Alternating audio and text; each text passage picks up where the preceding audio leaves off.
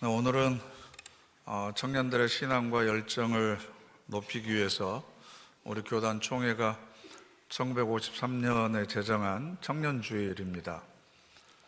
이 시대 교회의 많은 문제점들을 걱정하고 있지만 그 중에 우리가 해결해야 될 과제 중에 하나가 청년들이 교회를 많이 떠나가고 있다는 사실입니다. 그동안 교회의 중심 역할을 해왔던 기성세대가 청년들의 신앙에 대해서 관심을 갖지 못했고, 교회 문화가 청년들의 신앙이 자라나는데 좋은 토양이 되지 못했다는 반증이기도 합니다.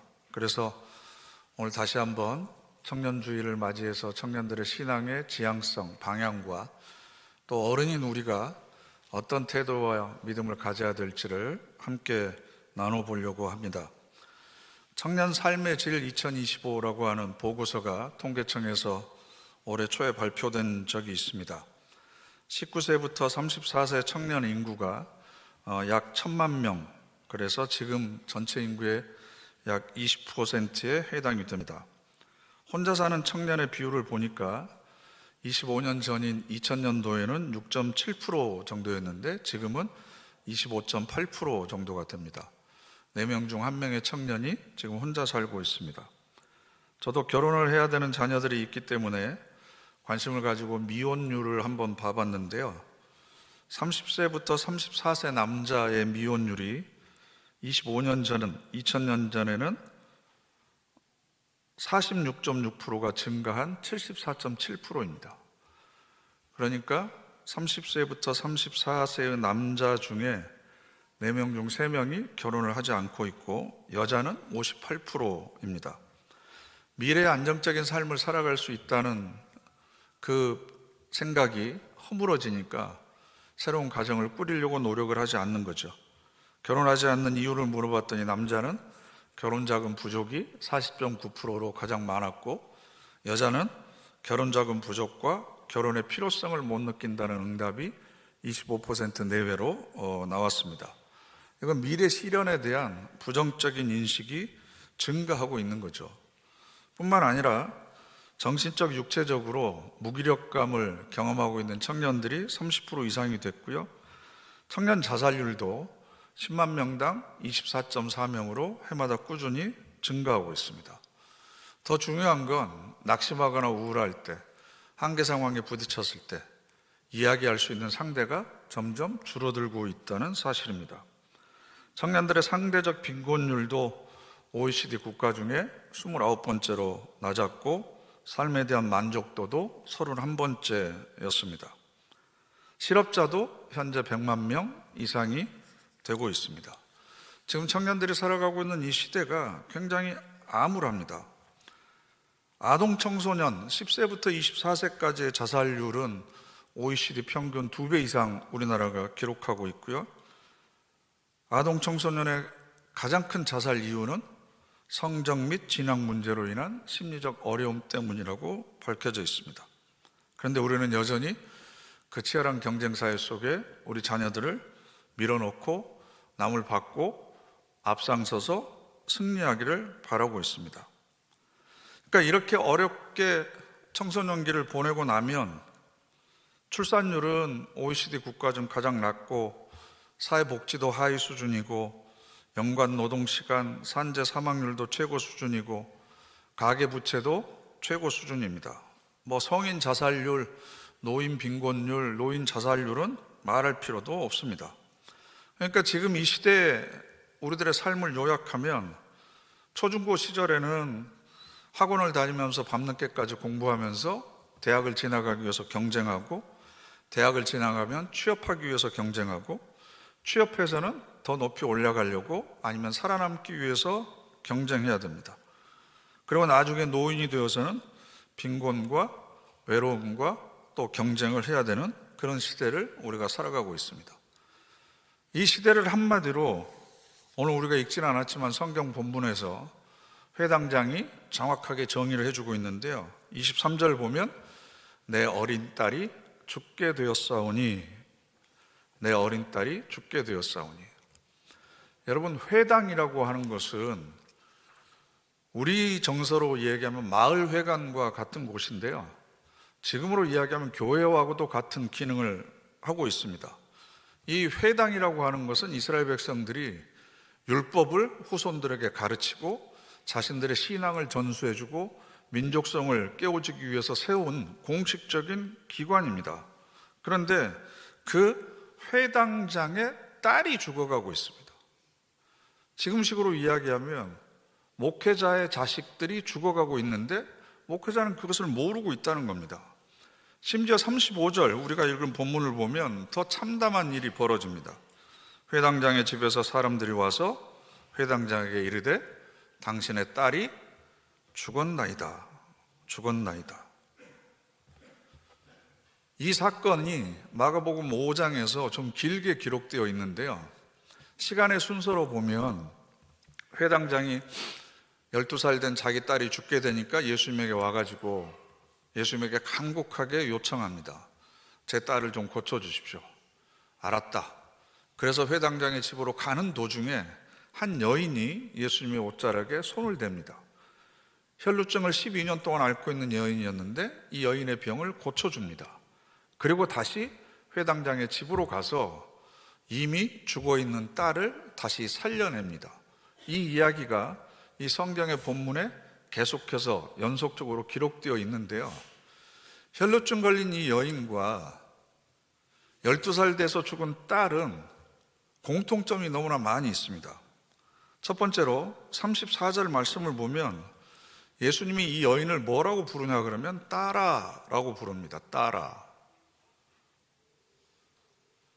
12년 동안 혈루증을 앓았으면, 하혈을 했으면 적어도 초경이 시작하고 12년이 지났으니까 25세 이상은 됐습니다.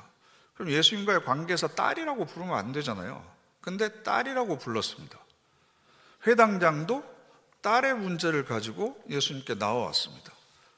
그런데 혈루증 앓는 여인이 12년 동안 이 병으로 고통을 당하고 있는데 죽은 회당장의 딸의 나이가 12살입니다. 12살이면 여자의 나이로 초경이 시작될 나이입니다. 이제 생산의 가능성을 담지하고 있는 아이가 죽었다는 겁니다. 혈루증이라고 우리 성경은 번역을 해놨는데요, 원래 본문의 의미는 피를 흘리고 있는 여자라고 하는 뜻을 가지고 있습니다. 율법에 근거하면 계속해서 하혈을 하고 있는 상태는 부정한 상태입니다. 남자와 가까이 할 수 없습니다. 그리고 생명을 잉태할 가능성이 없습니다. 즉 혈루증을 앓고 있는 이 여인이 상징하고 있는 건 이스라엘의 미래를 위해서 새로운 세대를 낳을 수 있는 조건이 안 되는 상태를 이야기합니다. 즉 영적으로 불이민 상태인 이스라엘의 신앙을 상징하고 있습니다. 뿐만 아니라 회당장의 딸도 이제 막 가임기가 돼서 결혼을 하게 되면 새로운 미래를 낳을 수 있는 아이인데 그 가능성 자체가 차단되어 버렸습니다. 그럼 왜 하필이면 마가는 이 두 여자의 이야기를 한꺼번에 이렇게 섞어 놓았을까? 이걸 학자들은 샌드위치 편집이라고 그러거든요. 빵과 빵 사이에 패티나 채소를 넣어서 우리가 샌드위치를 먹잖아요. 안 드셔보셨나요? 그렇듯이 회당장의 딸을 고치러 가는 이야기 가운데다가 지금 혈루증을 앓고 있는 여인의 치유 사건을 끼워 넣었다는 겁니다. 이건 마가가 의도적으로 그렇게 편집을 했다는 거죠. 그러면 왜 그렇게 했을까? 그렇게 한 이유가 무엇이었을까? 이게 저와 여러분들이 오늘 생각해 봐야 될 내용입니다. 이 사건을 통해서 심각하게 나타나고 있는 이스라엘의 문제는 영적인 위기감입니다. 회당장은 영적인 지도자입니다. 사람들에게 율법과 이스라엘의 정신과 믿음을 가르쳐야 될 위치에 있는 사람입니다. 그런데 자기의 딸마저도 살리지를 못합니다. 뿐만 아니라 이 혈루증 걸린 여인은 26절에 보면 많은 의사에게 많은 괴로움을 받았고 가진 것도 다 허비하였을 때 아무 효험이 없고 도리어 더 중하여졌던 차에, 옛날에는 의사와 제사장의 역할이 굉장히 많이 중복되었습니다. 자기 병을 낫기 위해서 의사, 제사장에게 갔는데 오히려 더 많은 시간을 허비하고 가지고 있던 재산도 다 낭비하고 병의 증세는 오히려 더 무거워졌습니다. 그때 당시 이스라엘 백성들에게 영적 지도자라고 할 수 있는 대제사장들과 율법을 가르치는 바리새인들과 사두개인들이 바로 이스라엘 백성들의 미래를 죽게 만들고 있다는 거죠. 오히려 성전세를 이스라엘 백성들에게 거둬들임으로 인해서 고열을 빨아먹고 있었고 자기들의 정치적이고 종교적인 기득권을 더 강화하고 있었습니다. 율법이라고 하는 것을 수단으로 사람들을 그 틀 안에 가둬놓고 숨도 못 쉬게 했죠. 하나라도 어기면 죄인이라고 규정하고 배제시키고 소외시켰습니다. 그러다 보니까 이스라엘 백성들이 가지고 있는 영적인 생명력이 점점 죽어져 갈 수밖에 없는 거죠. 그러니까 회당장 야이로의 딸이 제 아이가 지금 죽어가고 있습니다. 죽어가고 있습니다. 그나마 회당장이라도 되니까 자기 아이가 죽어가고 있다는 것을 알고라도 있는 거죠. 그리고 예수님 앞에 와서 간절하게 간구라도 합니다. 그런데 과연 우리는 우리 자녀들의 영적인 상태가 어떤 상태인지 얼마나 알고 있고 그것을 위해서 얼마나 주님 앞에 간절하게 기도하고 있는가, 이걸 스스로 반성을 해봐야 됩니다. 이 두 여인이 앓고 있는 병은 단순히 개인의 병이 아닙니다. 그 시대적인 상황뿐만 아니라 성경에 기록되어 있다는 것은 오고 오는 모든 세대에 동일하게 적용되는 사건이라는 거죠. 그러면 마가는 왜 두 이야기를 이렇게 중간에 샌드위치식으로 편집을 해놨을까? 이것을 뚫고 나갈 수 있는 돌파구를 무엇이라고 우리에게 제시하고 있는 걸까? 22절과 23절 말씀을 보시면요, 함께 읽어보실까요? 회당장 중에 하나인 야이로라 하는 이가 발 아래 엎드려 간곡히 구하여 이르되 내 어린 딸이 죽게 되었사오니 오셔서 그 위에 손을 얹으사 그로 구원을 받아 살게 하소서 하거늘. 아멘. 근데 발 앞에 보면 예수를 보고 발 아래 엎드려 간곡히 구하여 이르되, 어디에 엎드렸다고요? 발 아래 엎드렸다고 되어 있는데요, 원문을 보면 이 프로스라고 하는 단어는 발 앞에라고 하는 뜻입니다. 발 앞에. 정확히 번역하면 발 앞에 엎드린 겁니다. 아니 뭐 발 아래 엎드린 거나 발 앞에 엎드린 거나 그게 그거지 뭘 그걸 그렇게 따지십니까? 라고 생각하실 분들이 있을지 모르겠는데요, 이것은 어떤 것과 대비가 되냐 그러면 12년 동안 혈류증 걸린 여인이 28절에 예수님께 와서 이렇게 되어 있습니다. 뒤로 와서 그의 옷에 손을 대니 내가 그의 옷에만 손을 대어도 구원을 받으리라. 회당장은 예수님의 발 앞에 있어요. 그죠? 여인은 예수님의 뒤에 있습니다. 그런데 이 뒤로라고 하는 이 오피센이라고 하는 단어는 무슨 의미를 가지고 있냐 그러면 예수님께서 제자들에게 나를 따라오너라 했을 때 그 단어하고 똑같은 단어예요. 마가복음에서 계속해서 예수님께서 제자들에게 나를 따르라 말씀하시잖아요. 근데 그것을 그 동사를 직역하면 내 뒤에 서라 라는 뜻이에요. 내 뒤에 서야 따라오는 거죠. 그죠? 그러면 이 여인이 예수의 뒤로 갔다라고 하는 것을 다른 말로 하면 예수의 뒤를 따랐다라는 겁니다.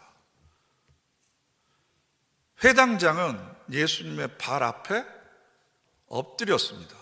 그래서 간곡히 빌었습니다. 구했습니다. 내 필요를 채워주십시오.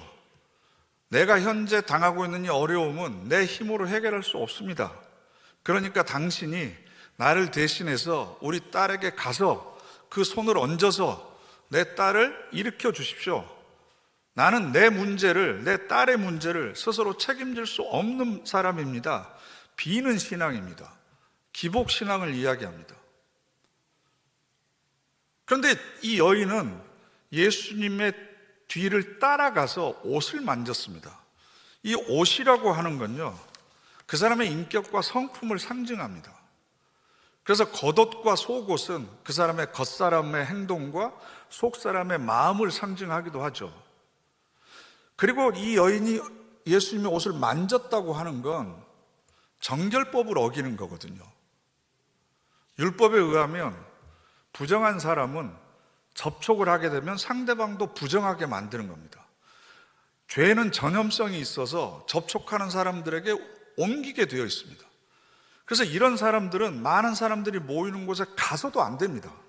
거기 가 있다는 것 자체가 이미 정결법을 어기고 있는 건데 뒤에 가서 예수님의 옷을 만졌습니다. 이게 무슨 의미가 있겠습니까? 내가 어떤 사회적인 제약이나 세상의 환경과 시선에도 불구하고 나는 당신의 뒤를 따르겠습니다. 그리고 당신의 인격과 성품을 닮아가겠습니다. 내가 직접 나의 문제를 해결하기 위해서 당신의 뒤를 따라가겠습니다라고 하는 주체적이고 능동적인 신앙의 모습을 보여주는 겁니다. 그랬더니 혈루의 근원이 멈추고 몸이 나은 것을 느꼈다라고 29절에 기록하고 있습니다.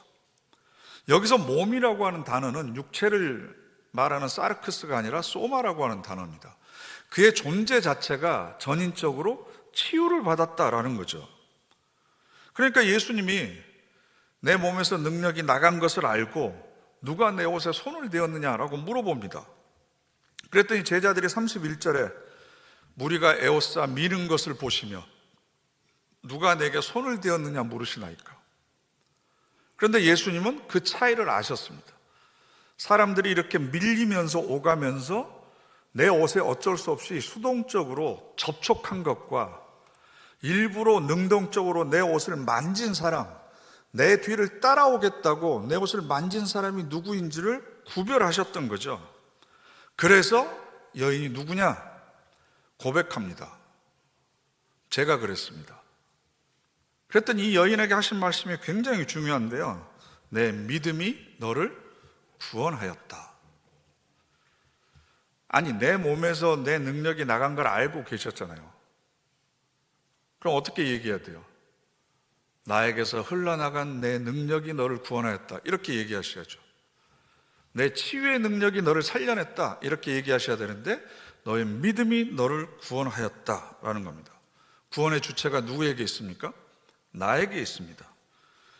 그 예수 그리스도의 인격과 성품에 그 능력에 내가 손이라도 닿기라도 하면, 내가 그것을 간절히 사모하면서 따라가기라도 하면, 온전히 그분을 닮은 모습을 살아갈 수는 없지만 내가 조금이라도 흉내내고 신용이라도 낼 수 있다면 내가 그렇게 살겠습니다라고 하는 간절한 마음, 그렇지 않으면 지금 현재 내 상태가 더 이상 개선되거나 나아질 가능성이 없습니다. 내가 예수 그리스도를 따르는 길만이, 그분의 옷자락에 손을 대는 것만이 내가 다시 살아갈 수 있는 길입니다. 이걸 보시고 예수님께서 내 믿음이 너를 구원하였다라고 이야기를 하는 겁니다. 이 와중에 35절에 회당장의 집에서 사람이 옵니다. 당신의 딸이 죽었나이다. 어찌하여 선생을 더 괴롭게 하나이까. 이제 죽었으니까 모든 가능성은 끝났습니다. 이분한테 더 이상 요청해봤자 헛수고입니다 라는 뜻이죠. 그랬더니 예수님께서 36절에 두려워하지 말고 믿기만 하라. 믿기만 하라. 회당장이 처음에 예수님의 앞에 와서 무릎을 꿇었을 때 왜 이 말씀을 하지 않으시고 혈루증 걸린 여인을 고쳐주고 나서야 믿기만 하라라고 믿음을 이야기하셨을까?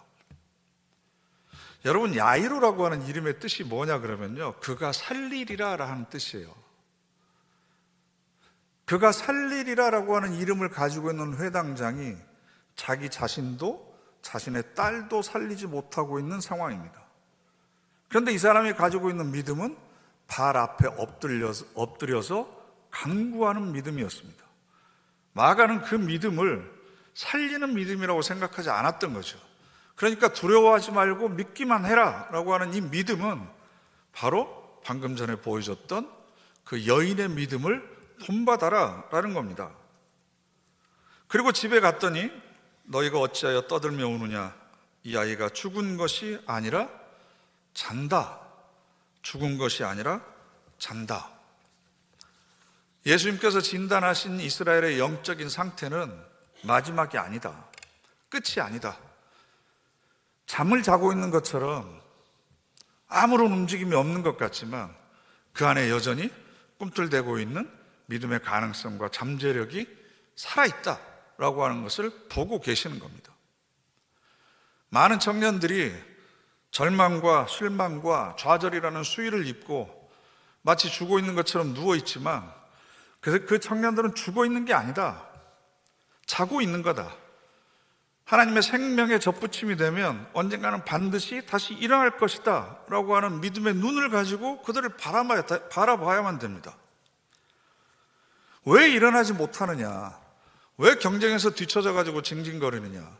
왜 기회를 선용하지 못하느냐라고 질책할 것이 아니라 그들에게 손을 내밀어서 차가워진 가슴을 따뜻하게 해줄 수 있는 도움의 손이 필요하다는 거죠.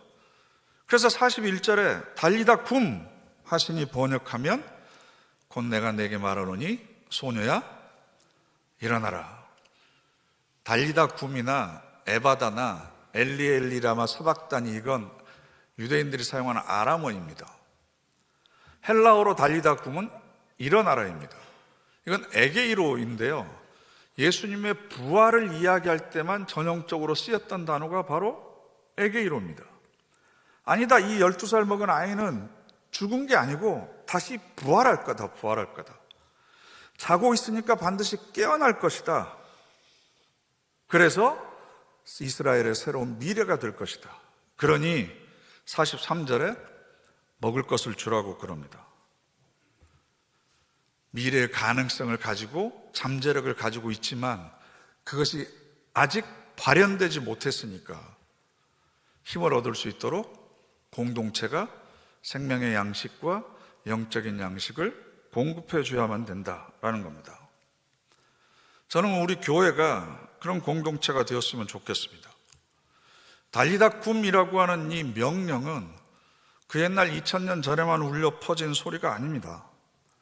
오늘날 너무나 많은 사람들이 영적인 침체기 속에 살아가고 있습니다. 해봤자 안 되던데 뭐. 그래서 이생망이라고 그럽니다. 이번 생에는 망했다고 생각하고 엔잡너라고 그러고 루저로 살아가고 이것이 내 운명이고 팔자라고 생각합니다. 때로는 자신을 원망하기도 하고 가정 환경을 탓하기도 하고 내가 살아가고 있는 세상을 부정하기도 합니다. 그러면서 점점 자기만의 세상으로만 고립되고 있는 사람들이 너무나 많이 있습니다. 그런 사람들을 바라볼 수 있는 따뜻한 시선이 필요합니다. 그 사람들은 죽어가고 있는 게 아니고 영적으로 잠들어 있는 상태다. 여전히 그 안에 잠재력과 가능성을 가지고 있다. 언젠가는 이 사람들이 다시 깨어나게 될 것이다. 그럼 그러기 위해서 저와 여러분들이 해야 될 것이 뭐가 있겠습니까? 회당장 야이로 앞에서 보여줬던 혈루증을 12년 동안 앓고 있던 이 여인의 믿음을 저와 여러분이 보여줘야만 합니다. 발 앞에 엎드려서 내가 원하고 필요한 것만을 채우는 비는 신앙, 기복적인 신앙이 아니라 예수 그리스도의 옷자락이라도 붙들고 앞이 아니라 뒤에서 제자의 길을 따라가려고 몸부림치고 노력하는 어른들의 모습, 부모들의 모습을 우리가 보여줘야 됩니다.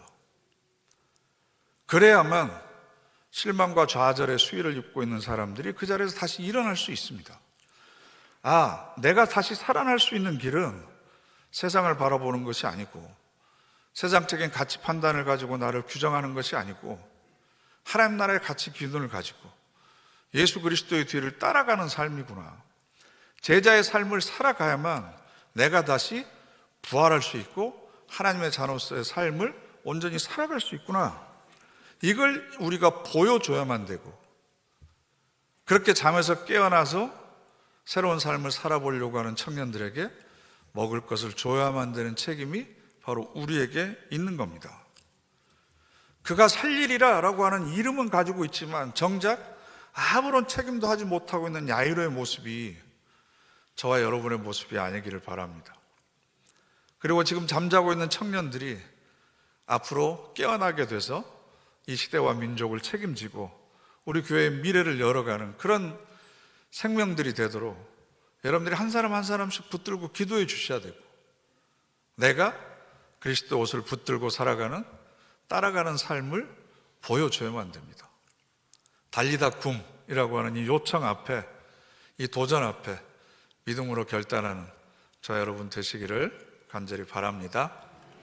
이 시간 우리 다 같이 일어나셔서 결단의 찬양 함께 하겠습니다. 하나님, 우리가 앉아있는 자리, 좌절하고 있는 자리, 이 자리에서 저희들이 다시 일어나 걸어가기를 원합니다. 이 여인이 예수님의 뒤를 따르며 그 옷자락을 만지려고 했던 그 간절한 믿음이 우리 안에 회복되기를 원합니다. 영적으로 잠자고 있는 청년들이 그 자리에서 깨어나고 다시 일어나게 되기를 원합니다. 저희들을 붙들어 주시고 함께하여 주시옵소서. 우리 교회 청년들을 위해서, 이 땅의 미래를 위해서 다 같이 함께 기도하겠습니다. 걸어가신 하나님, 오늘 우리들의 삶을 다시 한번 하나님 손에 맡겨드립니다. 온전히 주님께서 이 삶을 책임져 주시고 모든 하나님 은혜 가운데 살아갈 수 있도록 도와주시옵소서. 새벽 이슬 같은 주의 청년들이 하나님의 은혜 가운데 다시 회복되기를 원합니다. 다시 살아나게 되기를 원합니다. 축복해 주시옵소서. 저희 놀라운 은혜로 새롭게 회복되는 복음을 되고 살아갈 때가 많이 있습니다. 내 가운데 저희를 회복되고 인도해 저희가 먼저 일어날 수 있도록 허락하여 주시고 저희를 사용하여 주셔서 저희가 먼저 손을 뻗어 주님의 옷자락으로 붙잡을 수 있도록 도우시고 인도하여 주시옵소서. 하나님, 저희가 먼저 기성세대로서 예수의 성품과 인격을 닮아가길 간절히 소망합니다. 예수님을 흉내라도 낼 수 있도록 도와주시고 결국 그런 모방적인 신앙이 더욱더 창조적인 신앙으로 바뀌어서 주님을 더욱더 주체적으로 의지하며 살아가는 저희가 될 수 있도록 도와주시길 원합니다. 주님, 저희의 모습을 통하여 청년들이 그 다음 세대가 더욱더 예수님을 제대로 믿고 예수밖에 모르는 사람으로 살아갈 수 있도록 저희를 사용하시고 붙들어 주시옵소서. 하나님 아버지, 우리가 주님을 조명하지 못할 때에 더욱더 주님의 전인적인 인도하심을 바라보는 우리가 되길 원합니다. 하나님의 크신 경륜 안에 주님 안에 거할 수 있는 은혜를 가득 부어주시기 원합니다. 하나님, 눈먼길 모든 교우들, 모든 성도님들, 모든 청년 달리다 굼 명령하신 주님, 그 명령을 듣고 삶의 자리를 박차고 일어서는 우리 모두가 되게 하여 주시옵소서. 예수님의 이름으로 기도드립니다. 아멘.